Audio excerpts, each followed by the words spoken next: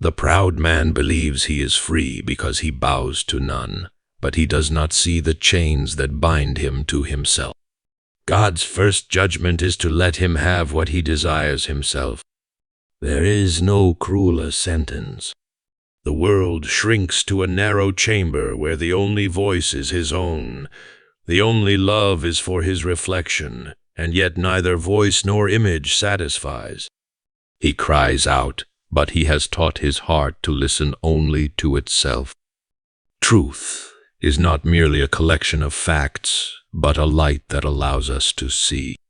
The narcissist, in rejecting truth, does not merely lose knowledge, he loses sight. Deception becomes his constant companion. He begins to believe his own lies, to be intoxicated by his own cleverness. And yet, every step forward is upon unstable ground. The brilliance he claims to possess leads only into deeper blindness, until finally he cannot discern between wisdom and folly, between the voice of God and the whisper of the serpent. It is a fearful thing when God removes his protection and allows sin to run its course. The narcissist does not build, he consumes, and the more he takes, the more he destroys. His relationships crumble, for love cannot survive in a heart that exalts itself. His triumphs turn to dust, for no victory built on deceit can stand. He is left with nothing, and the horror is not merely in the loss, but in the realization that it was he who devoured all he once held dear. There is a kind of suffering that cleanses, and there is a kind of suffering that festers. The narcissist's suffering is of the latter kind, for he will not kneel. Every wound deepens his pride. Every failure increases his resentment. He hardens, becoming less a man and more a monument to his own destruction. God does not need to strike him down, his own heart does the work, growing heavier and heavier, until he drowns in the abyss of his own making. It is tempting to think that suffering alone will bring repentance. Yet some will curse, even as they fall. The final and greatest punishment is simply this: that which the narcissist chose on earth is what he receives in eternity. If he desired self-exaltation, he will have it, but in a kingdom where he alone reigns, forever exiled from the presence of God, forever surrounded by the echoes of his own voice, forever longing for what he rejected. This is justice, but justice is not without mercy. Even now, as long as breath remains, the path to redemption is open. The fire of suffering, though painful, may yet refine rather than destroy. But for those who refuse, for those who make themselves kings of their own broken realms, God will not beg. He will give them what they demand. And that, in the end, is the greatest punishment of all. Justice, as ordained by God, is not a mere reaction to wrongdoing, but the natural unfolding of divine law. It is woven into the fabric of creation, ensuring that righteousness is upheld and wickedness is met with due consequence. Just as the sun rises and sets with unfailing precision, so too does the moral order of the universe follow an unbreakable law. The narcissist, in his arrogance, believes himself exempt from this order. He imagines that his deceit, manipulation, and betrayal will go unanswered, that his actions can be severed from their consequences. But justice is not mocked. It moves slowly at times, yet it never fails to reach its intended mark. The nature of divine punishment is not one of arbitrary wrath, but of inevitable consequence. A man who sows seeds of poison cannot expect a harvest of wheat. God's justice is not an impulsive act of anger, nor is it a simple punishment imposed from without. It is the reality that sin carries within itself, the seeds of its own destruction. The narcissist, in elevating himself above all, sets himself on a path of self-inflicted ruin. His betrayal of truth, love, and trust does not merely offend, it returns to him multiplied in its devastation. The laws that govern the spiritual realm are as immutable as those that govern the physical. If a man defies the law of gravity, he does not break the law. He only proves its power through his own fall. Likewise, when the narcissist defies the moral order, he does not escape it. He only hastens the moment when it exacts its toll upon him. The punishment is not an external force descending upon him like a lightning bolt. It is the slow, inescapable collapse of everything he built upon lies. Pride, the root of narcissism, is the great corrupter. It blinds the mind, poisons the heart, and isolates the soul. The narcissist, in his insatiable desire for supremacy, believes that he is constructing a kingdom for himself, a world in which he is adored, revered, and feared. But the very foundation of his kingdom is rot. Every relationship he twists to serve his ego is destined to crumble. Every truth he bends to suit his will eventually shatters beneath the weight of reality. The justice of God is revealed not in sudden catastrophe, but in the steady unraveling of all that the narcissist thought he had secured. There is a tragic irony in the way divine justice manifests. The narcissist who seeks control above all else finds himself the most controlled of men. He cannot control the inevitable decay of trust that follows his betrayal. He cannot command respect when his deceit is exposed. He cannot demand love when his own heart has long since forgotten how to give it. The very things he sought to dominate relationships, reputation, influence turn against him. He is not struck down by an external force. He is undone by the natural consequence of his own rebellion. Justice does not always act in the manner expected. The narcissist may appear to prosper for a time, even for years.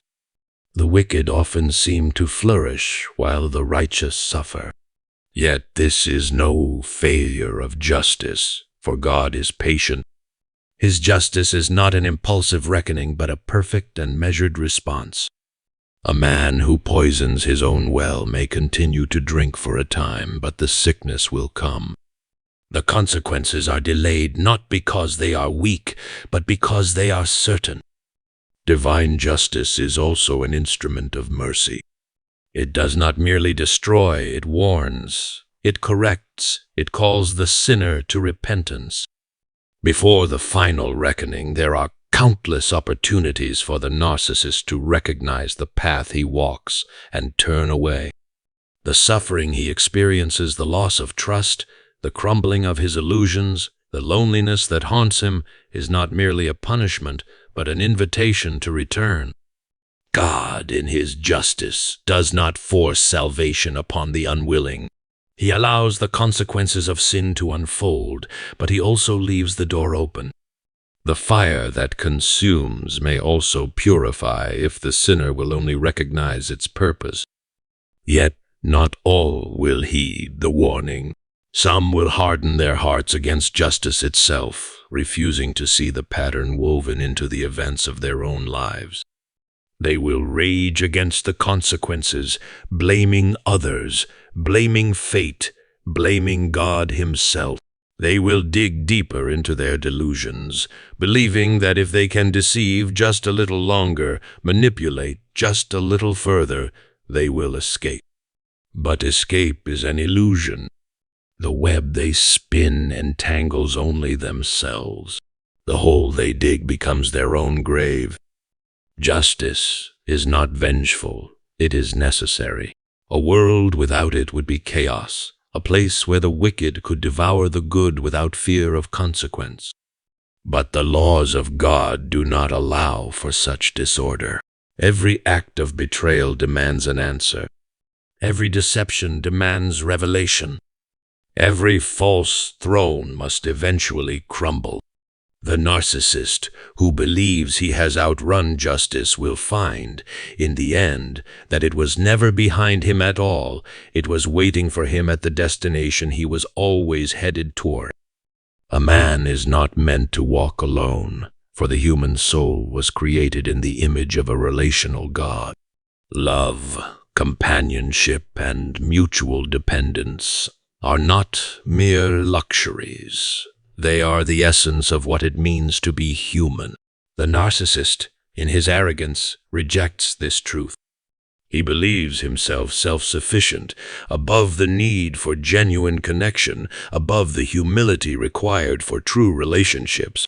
In doing so, he sets himself on a path that leads not to greatness, but to profound and inescapable isolation. Isolation begins not as an external punishment, but as an internal reality. The narcissist surrounds himself with people, yet he remains utterly alone. He may command admiration, but it is hollow. He may receive praise, but it is not sincere. He may be the center of attention, yet no one truly knows him, for he has built walls so high that even he cannot see beyond them.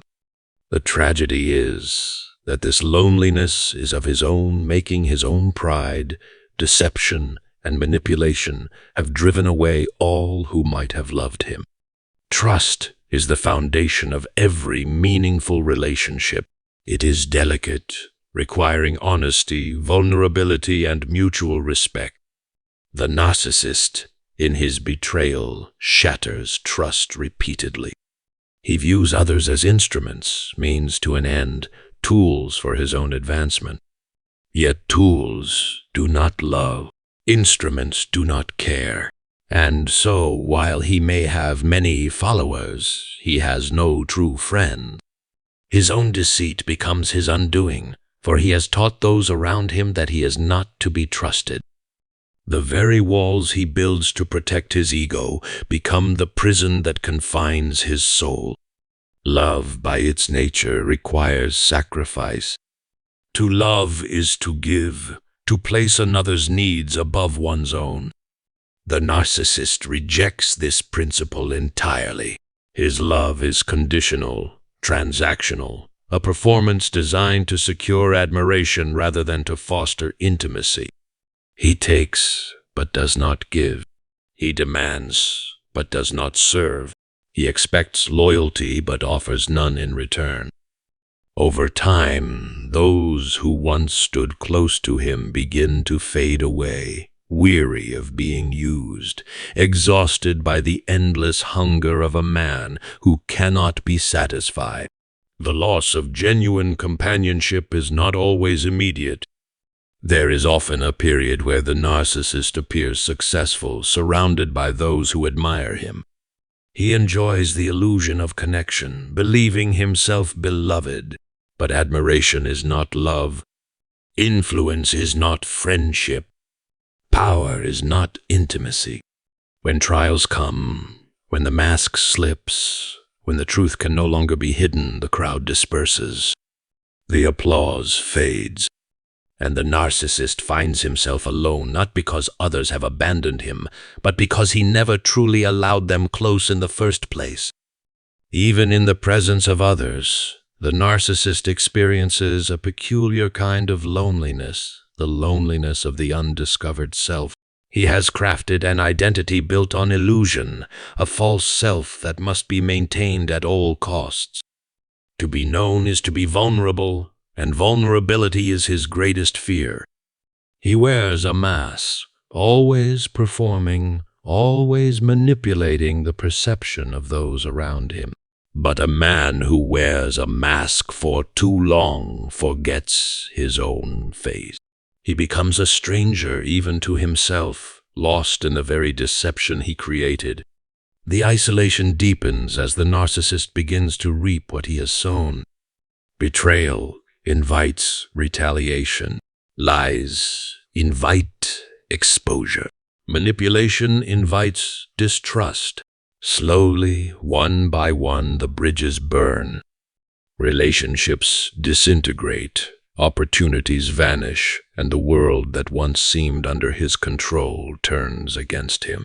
He may seek to rebuild, to deceive once more, to gather a new circle of admirers, but the pattern repeats.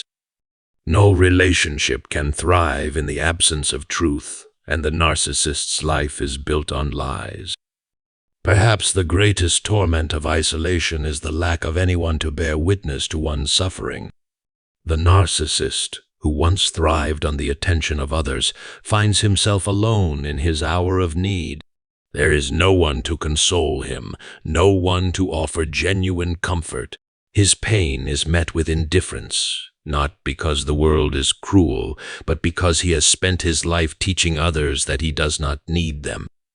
The suffering is compounded by the knowledge that it could have been otherwise, that love was once within reach, but pride pushed it away. The punishment of isolation is not a momentary affliction, but an ever-deepening reality. The narcissist, unable to form true bonds, moves through life like a phantom, present but disconnected, known by many yet truly understood by none. He may continue to seek validation, to grasp at admiration, to surround himself with those who flatter him, but the void within remains. There is no substitute for genuine love, and once it is lost, all the riches, power, and attention in the world cannot fill its absence. The mind is the seat of reason, the instrument through which man perceives truth, discerns right from wrong, and orders his life according to wisdom. It is a gift, meant to be cultivated with humility, nourished by truth, and protected from corruption. The narcissist, in his pride, does not guard his mind, he poisons it. His rejection of truth is not passive but deliberate and active war against reality itself. This war does not leave him unscathed.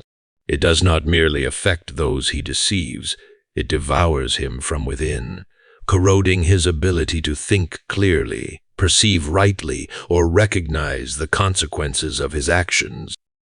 The first sign of this corrosion is self-deception.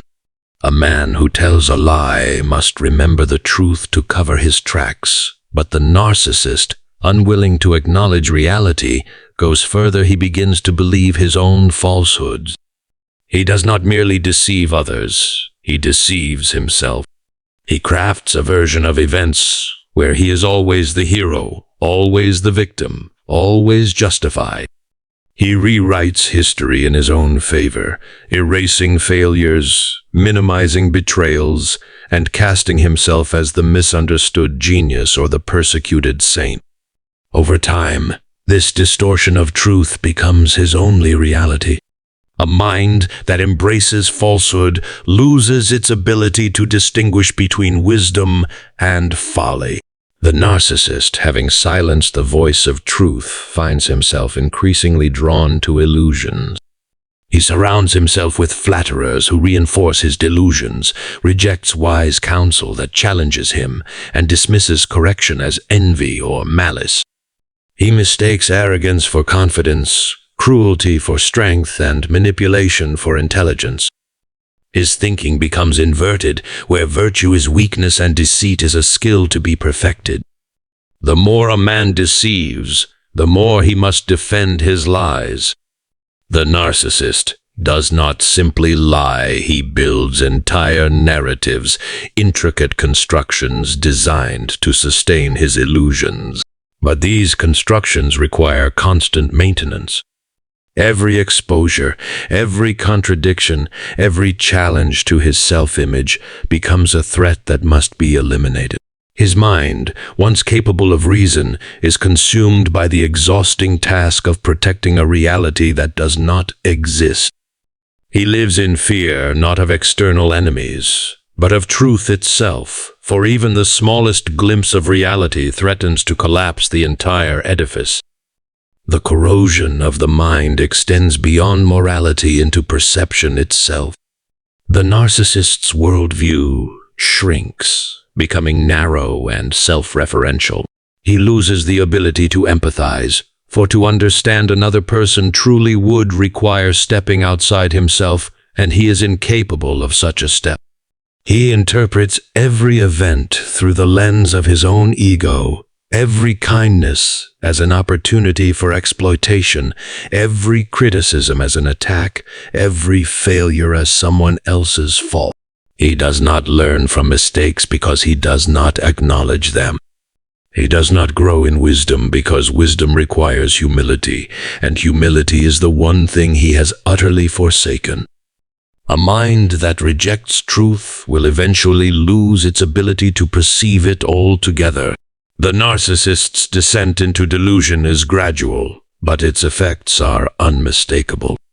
He becomes paranoid, convinced that others are plotting against him. He begins to see enemies where none exist, betrayal where there is only honesty, disrespect where there is only indifference. He creates conflicts that did not exist, burns bridges that were never weak, and isolates himself further with every passing year. His world becomes smaller, darker, more filled with imagined threats and fabricated injustices. The final stage of mental corrosion is the collapse of reason itself. The narcissist, having spent years twisting reality to fit his desires, eventually reaches a point where reality no longer responds to his will. The lies no longer work. The manipulation no longer yields results. The admiration he craves is gone, replaced by contempt or indifference. Yet he cannot adjust, for he has lost the capacity to think beyond himself. He rages, he lashes out, he demands that the world obey him, but the world remains unmoved. His mind, once capable of understanding, reflecting, and discerning, is now little more than an echo chamber of his own self-obsession. He cannot reason with others because he no longer reasons with himself. He cannot see the truth because he has spent a lifetime avoiding it. He cannot find peace because his mind, now a battlefield of contradictions, does not allow it. The greatest tragedy of the corroded mind is that it was once capable of greatness. It had the potential for wisdom, for insight, for the pursuit of truth, but instead of being sharpened, it was dulled. Instead of being enlightened, it was darkened. Instead of being disciplined, it was surrendered to self-indulgence. The narcissist, in his arrogance, believed that he could control reality itself. But reality is unyielding, and when a mind refuses to conform to truth, it does not bend, it breaks. Power, when wielded with wisdom and humility, is a force for great good. Influence, when earned through integrity and service, can shape generations. Yet, when power is grasped by selfish hands, and when influence is sought not for the sake of others but for the self, it becomes a fleeting illusion. The narcissist believes that his control over people is permanent, that his cunning will secure his position indefinitely. But power that is built on deception cannot last, and influence that is cultivated through manipulation is destined to decay. The withering of the narcissist's influence is not an act of external judgment alone. It is the inevitable result of his own self-serving nature. At the heart of influence lies trust. A leader, a mentor, or even a friend commands influence because others believe in his sincerity, in the strength of his character, and in the consistency of his words and actions.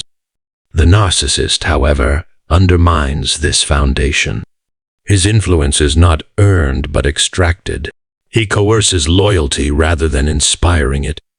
He demands respect rather than embodying it. He seeks admiration but offers nothing in return. Over time, those who once followed him out of trust begin to question, then doubt, and finally abandon him entirely. The decay of influence is often slow at first, almost imperceptible. The narcissist may continue to exert control over those who have not yet seen his true nature. He may still hold a position of power, still command attention, still demand obedience. But influence is more than authority. It is the invisible thread that binds people to a leader, a mentor, or a cause. When that thread is frayed, when those under his sway begin to recognize his betrayal, his power becomes an empty shell. People may still comply with his wishes out of necessity or fear, but their hearts have turned away. The narcissist, blind to the warning signs, continues as he always has. He doubles down on manipulation, believing that if he can deceive, intimidate, or charm just a little longer, his influence will remain intact. But deceit is a currency that loses value over time. The lies, once effective, begin to sound hollow. The flattery, once enticing, begins to repel. The threats, once feared, begin to lose their sting. Those who once clung to his every word now listen with skepticism. Those who once defended him now hesitate. Those who once admired him now whisper behind his back. The unraveling of influence is not always dramatic. Sometimes it is nothing more than a slow and steady departure. One by one, people slip away. Those who once sought his approval now seek distance. Those who once followed his every command now make excuses to avoid him. At first, he may not even notice. He tells himself that those who leave are weak, disloyal, or envious. He convinces himself that he is better off without them. But then, one day, he looks around and realizes that the room is emptier than before, that the laughter he once commanded has faded, that the power he once wielded is slipping from his grasp. The narcissist does not understand that true influence is not something one clings to. It is something that grows when cultivated with wisdom and dies when hoarded for selfish gain. Influence must be nurtured through selflessness, reinforced by integrity and protected by humility. The moment it is used as a tool for domination rather than a force for guidance, it begins to erode. The narcissist, refusing to acknowledge this, accelerates his own downfall. When influence begins to wither, desperation sets in. The narcissist, now aware that his grip is loosening, lashes out. He seeks new followers to replace the old. He makes grand promises, spins new lies, and performs elaborate theatrics to regain his lost status. But desperation is not persuasive. People sense the shifting tides, the failing grip, the once feared man now scrambling to maintain his hold. The more he tries to grasp control, the faster it slips through his fingers. Isolation follows as the final consequence. The narcissist, once surrounded by admirers, now finds himself with only sycophants and opportunists. Those who remain do so not out of loyalty, but out of convenience. They stay only as long as they have something to gain. And when the final collapse comes, when the last veil is torn away, when the truth is fully revealed, they too will scatter, leaving him alone with the ruins of his once mighty influence. The withering of influence is not a singular event, but a process. It begins with small betrayals, overlooked offenses, and minor cracks in trust. It continues as patterns emerge, as people begin to recognize the deceit, the selfishness, the hollow nature of the narcissist's promises. And it ends when there is nothing left, when no words can restore what has been lost, when no amount of manipulation can revive what has died, when the man who once sought to control everything is left with nothing at all.